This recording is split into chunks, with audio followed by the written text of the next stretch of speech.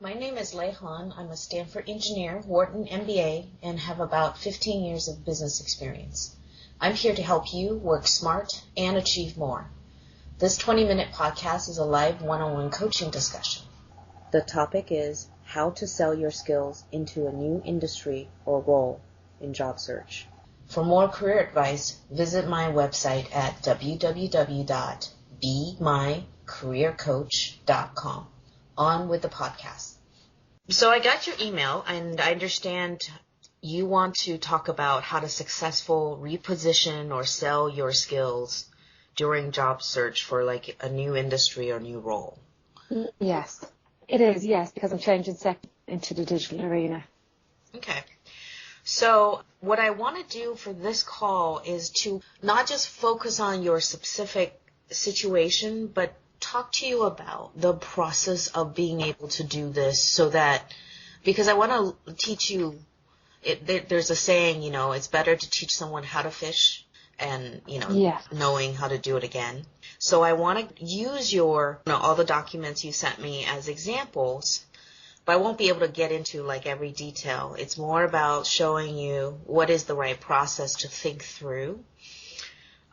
How to reposition your skills and how to successfully do that. And then given your skills the best, you can take that information and sort of think through, well, then how do I do that after our call? Does that sound okay with you? Perfect. Okay. I have your resume here. I'm going to focus on the project manager resume you sent me, because you sent me two. Yes. And then I have a job description you sent me of a desired job that you would like to apply for. Mm-hmm. I also have here a cover letter you've sent and some other stuff. But those are sort of the three I'll probably focus on. Okay, go ahead. A lot of people actually make the mistake of, they look at their experience, they say, okay, well, what skills are transferable? Let me reposition those skills and then look and then sort of apply to a job that they think they might be qualified for. Actually, the process I usually recommend people is, think about where you want to go. So in this case, you want to go to a digital agency for a project manager. And I would start with their job description and work backwards onto your resume, onto your cover letter. And you kind of did a little bit of that because you peppered in the word project management everywhere in your resume, but it kind of would help to go a lot deeper than that to really understand from their job description what are the skills they're looking for, and then figure out a list of 5 to 6 skills, and then look at, well, based on that, ask yourself, which of these skills could I demonstrate in my resume, in my cover letter, as well as in my interviews. And that's the way to really sort of use the job description to do the exercise yourself of what skills are transferable. Okay. So I want to start and do this exercise a little bit with you for project manager that you sent me. Yes. Okay. Tell me from reading it, what are the key skills they're looking for? So don't worry about what you have. Just tell me from what you're reading, paraphrase or pick out words and say, well, I think they're looking for these 5 or 6 things. Okay. Someone who can effectively deliver both online and offline work. So someone who has experience in delivery of online and offline projects. People who, I guess, they say they want people who can make things happen. So someone who's quite dynamic, that can work in a fast-paced environment, that can multitask and, I guess, make decisions quite quickly as the projects change. Okay. Someone who has, so they're looking for planning, workflow and budget to manage resources. So someone who has planned projects and their workflow throughout the timeline of the project, who has been able to take the budget and break it down and allocate that budget within the resources internally. So, spread that budget across the creative, the development, maybe the client side teams. And they're looking for somebody who's accountable for the full life cycle of the project. So somebody who can literally bring everybody together at the start and keep everybody informed throughout the journey, and then deliver the project on time and within budget. Okay. I guess then they go down and be more specific, and they say somebody who is a good leader. So I guess somebody who's a good leader is going to have good communication skills, who has maybe managed some staff at one point, and who I guess is able to, who has a good communication to the people that they're working with, whether it's client, whether it's internal, in terms. Am I doing okay? No, it's fine. It's fine.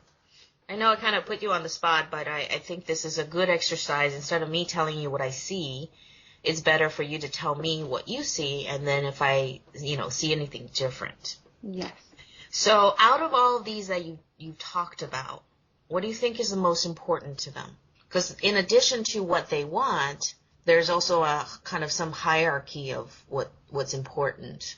From, usually a job description is not perfect. Some people write it very well and other people write it very vaguely. This is actually a fairly good one. So they laid out a little bit about what they're really looking for. For me, the key words within this job description really is the project management team of the engine room of the agency. I think that really sums everything up for me in terms of what they need from the person, that person is really the go-to person who keeps things moving.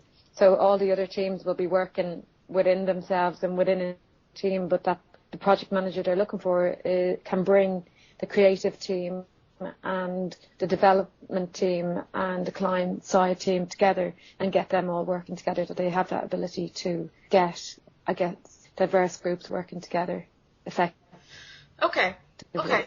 I read it a little differently, and we could both be right. And so let me just kind of share a little bit of what I read from here, because they actually write, yes. What might who might you be? First and foremost, you'll be a good leader, managing expectations and inspiring those around you. So of all the skills that you've listed, actually, team management skills and communication skills are the most important to them based on what I read.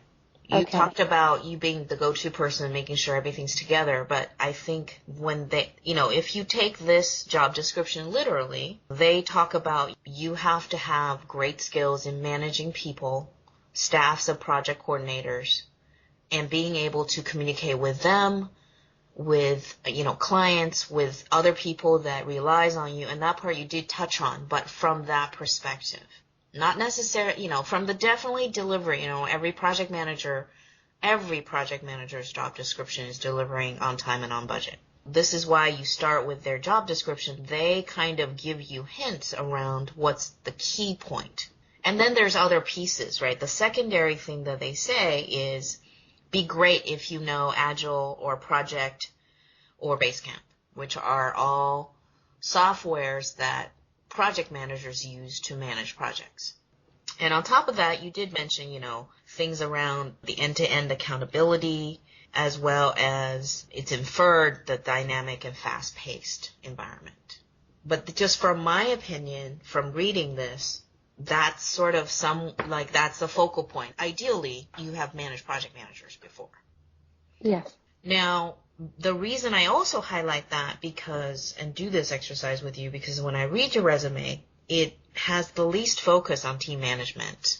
It has some. There's a note in here about let a team of 3 staff, but for the most part, you put in a lot of wording around project managed something. So the focus is very on I did something, I was able to deliver it, which is more what a project coordinator would do in their description, but a project manager kind of is a level higher than that in their description. Okay.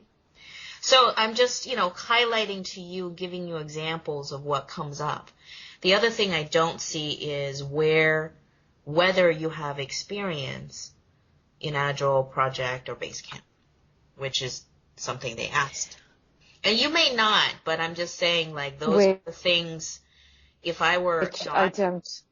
I'm taking from a hiring standpoint, right? I hire a lot of people, I recruit a lot of people, and the way I do it is I read a job description, and when I review resumes, I literally go, are they showing me what I need?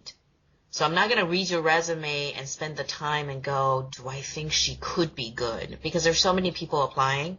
Your resume needs to, within, a minute, convey to me that you could possibly be a good candidate. And currently, I spend a lot more time looking at your resume, but I think a couple of things. One, your resume is actually pretty hard to absorb. The good thing is you have this profile section. I would absolutely spend more time on the profile section or the executive summary to really highlight why you have the experience that meets this job, which is, why we talked about these 6 areas that you highlighted that they're looking for. If you have them in some way, I would highlight it there. Because most people read that profile and nothing else and either discard or go, oh, I want to read some more. And right now, when I look at it, it doesn't scream at me like I want to read more. It's good to have that section, but it's not connected to the job application that you sent me. The other thing is, and I don't know if this is different in Europe versus the U.S., I've talked to a lot of recruiters. Most people, hiring managers recruit, do not like functional resumes. Functional resumes are those where you lumped all your experience together, but we don't know where you had the experience, how long you had the experience, and under what employment you had the experience.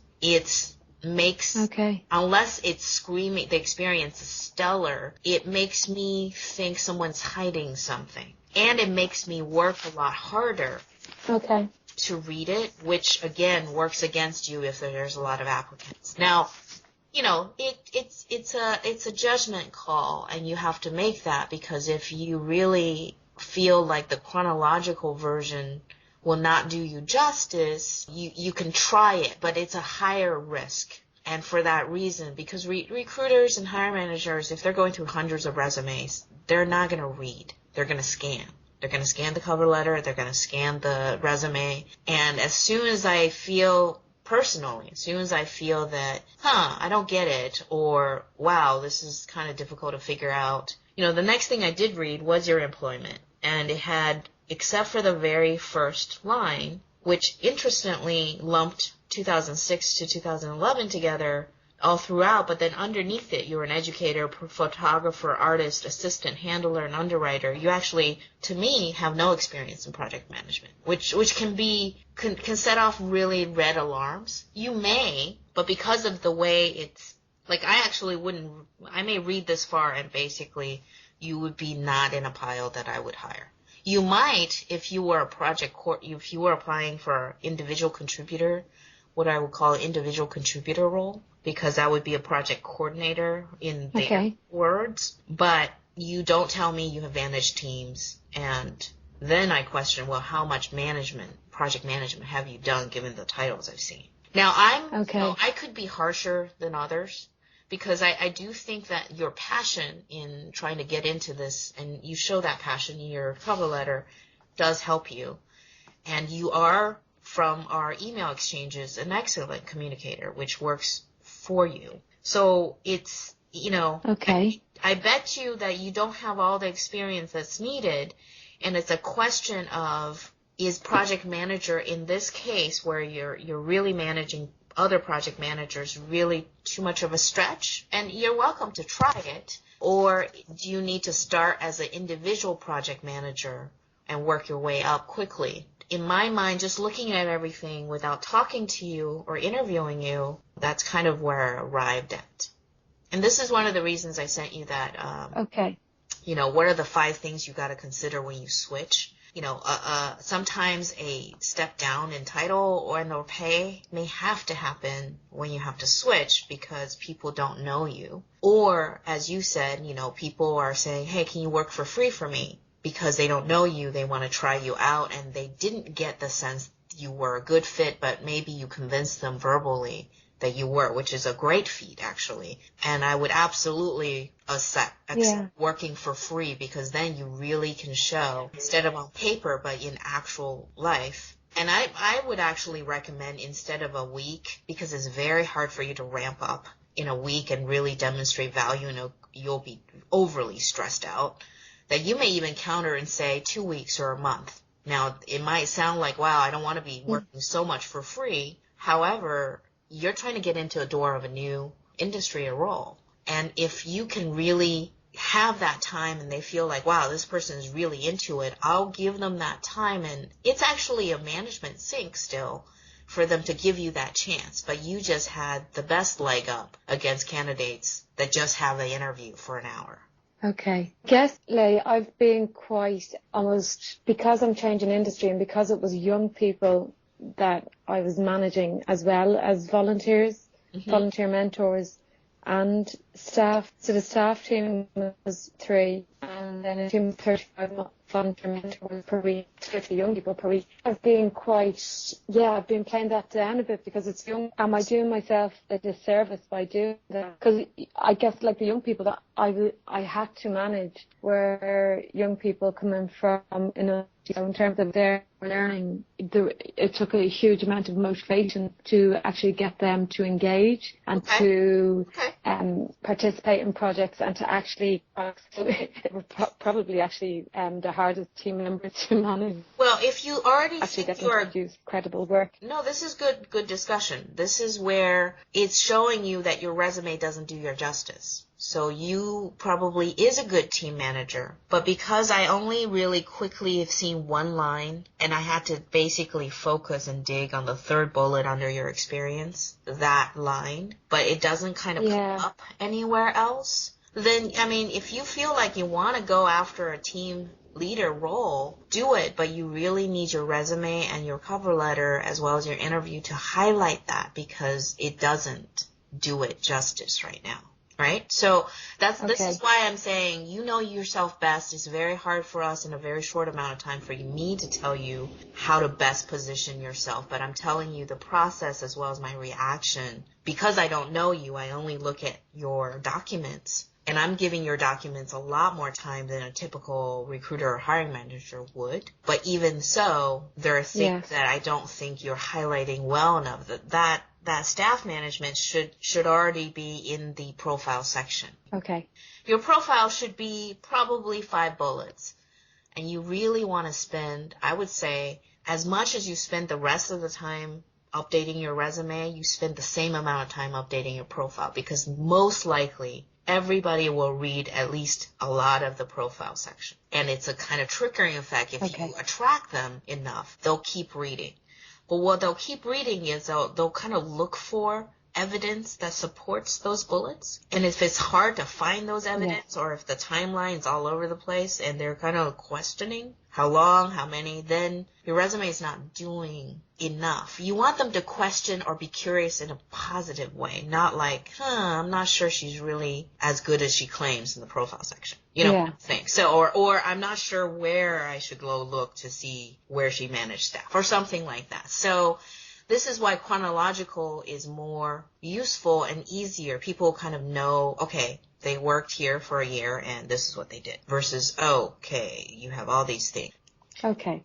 In terms of my employment, would you delete some of the work that I have in there, some of the roles? You know, you have to make that decision. I would say, it comes back to this, resumes don't need to absolutely say your life history from everywhere. It's about how does it qualify you for this job? Okay. And does it raise red flags? Same thing with the cover letter. And the only thing I will wrap it up and talk to you about the cover letter is, one, people scan cover letters, so they might not to get to your third paragraph, which is very good about the fact you're passionate about this company. Your first paragraph, if you think about standard business writing, needs to go a little bit deeper beyond I'm interested in your company to say, these 4 skills or 3, I strongly believe I have the team leadership and project management and results-oriented attitude to be an asset to your company. Like, say something that sells why they should read more.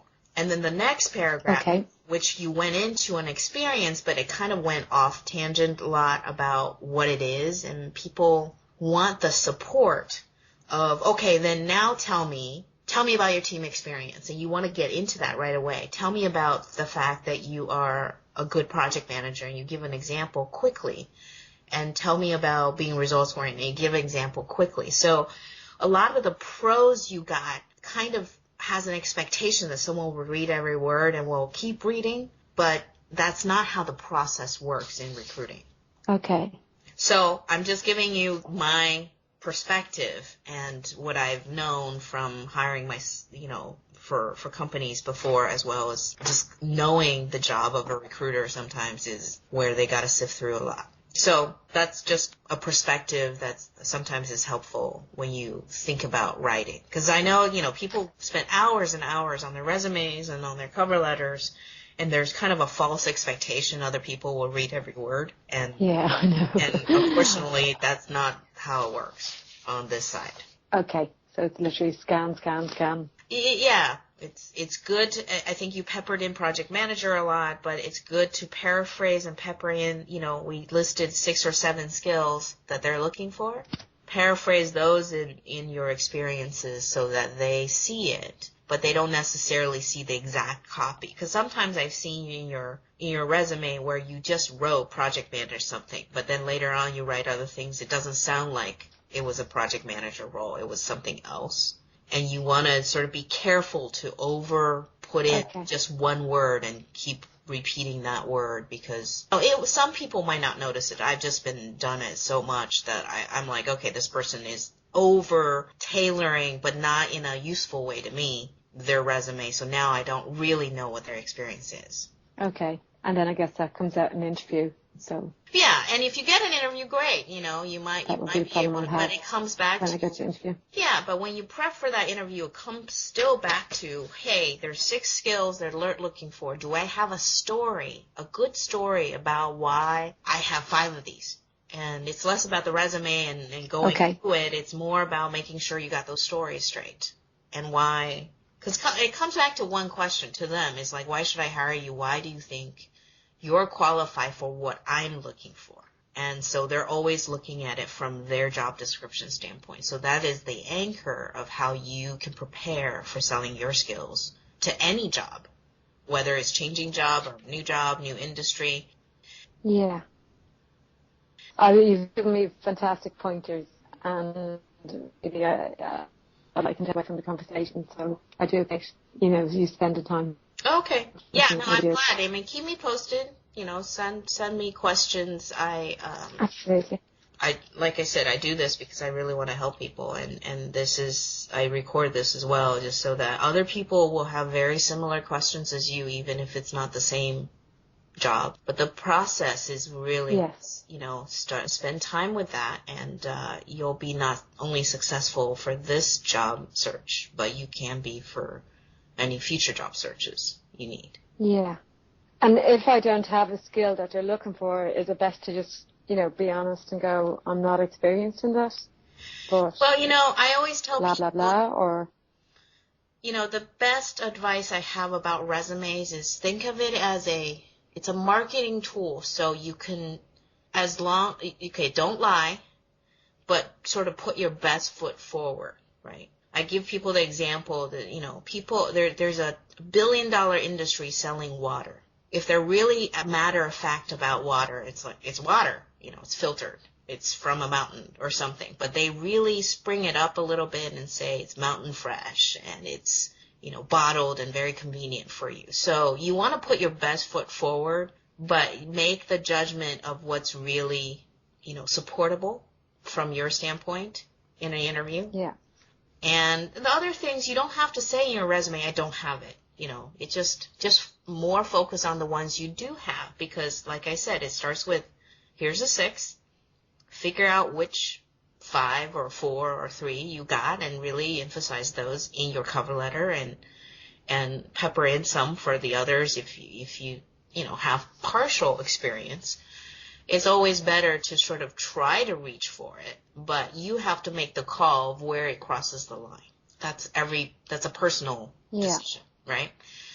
And, and when push comes to shove in an interview and they ask you and you provide some explanation, it is good to be straightforward. But then always end with why you think that's still okay, with why they should give you a chance. And you've done that a little bit in your cover letter.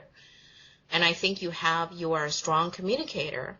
And that's a huge plus. I mean, project managers are not necessarily always strong communicators, and you're a good communicator on paper, like from emails, but also from our discussion so far. So I think that will come through for you. Yes. Okay. I'll let you finish up because I'll just keep talking to you and getting as much of yes. It's fantastic. And I've been reading your newsletters as well. They've been hugely helpful. Oh, good.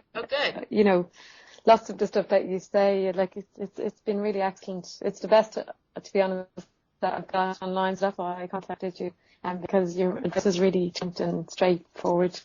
So Thank I really you. say help. Yeah, if you ever think of topics to write about for the newsletter, I'm always listening to readers and trying to figure out what's relevant. I think I will probably write more about transferable skills on my blog. You know, you keep me posted, okay? I will. Okay, good luck, Janice. Okay. Thanks very much, Leigh. Okay. Take care. Bye-bye. Bye-bye. Bye.